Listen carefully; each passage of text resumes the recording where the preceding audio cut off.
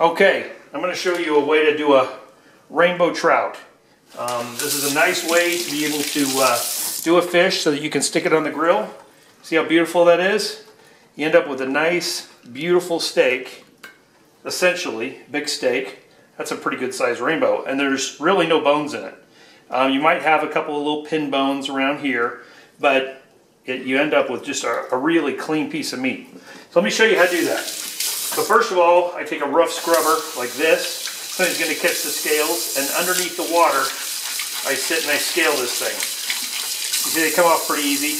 They can kind of clog up your drain, so you know I always do it over a disposal. Let's just keep going on this.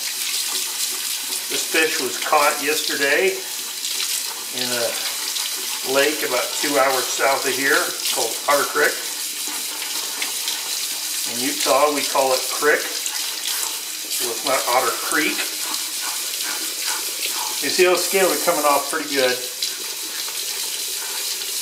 And you don't absolutely have to do this, but I don't like my fish frying in scaly, oily oil. So where I do this one after another, and I do fry them skin side down, you could get scales in the water, and I personally think that's gross. So I don't think this takes too much time. We don't eat fish all that often. We catch a lot, but we don't fry them like this constantly, so I take the time. So there, he really doesn't have any scales on him. There's a few scales right here. I'm leaving. I'll just take those off of the tail. Now, there's my fish. Now I'm going to show you this trick. First of all, let me just slice this down just a little teeny bit. So you're basically in a situation here where I've got the ribs in here. A little bit of junk in there. You can pull that off, but it's going to come off anyway. Now watch this. I'm going to turn this on hot. And I do this on as hot of water as I can get here. You don't need to use boiling water or anything like that. But you do this a few times and nail these bones. See how they're popping? I can stick my finger underneath there and look at that. All those bones just come right out. That's because I ran it under the hot water. Now this is actually working out pretty good. Some fish don't work as well. Rainbows work really well this way. Some fish like, you pretty much only can do it with trout. But some fish like a brown, they don't do it as well. So now, oh I'm sorry, kind of went a little fast. Now I've done this side, I've done this side. I'm going to pinch the middle like this. And I'm just going to kind of run it through my fingers like this and separate it.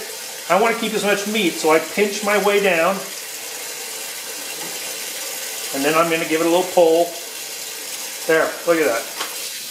Now, I'm left with just meat. I can turn that back on cold. There's a bone here or there that I'm going to get. I'm going to wash that off. So there I've got this. I'm going to flour, or I'm going to cook this down, or excuse me, skin side down, and in a hot skillet with oil, plenty of oil. Bacon grease is preferred. And on this side, I'm going to have floured it with some salt and pepper and flour. That's it. I don't really get too fancy with it. I'm going to let them dry a little bit, so I might even pat them dry, but I'm going to get them dry on paper towels. Then I'm going to flour that. There's a little pin bone. It's not that you're going to not have any bones whatsoever, but that's pretty much. Let me take this bigger one. That's pretty thick. If you look at that, that's a pretty thick piece of meat. There's a lot of weight here on this, and when I fry this up, it's going to be extremely easy to eat that. So once again, this is really something you only do with trout, and none of the trout do it better than rainbows. Brooks, you can do it. Browns, you can do it. Tigers, you can do it.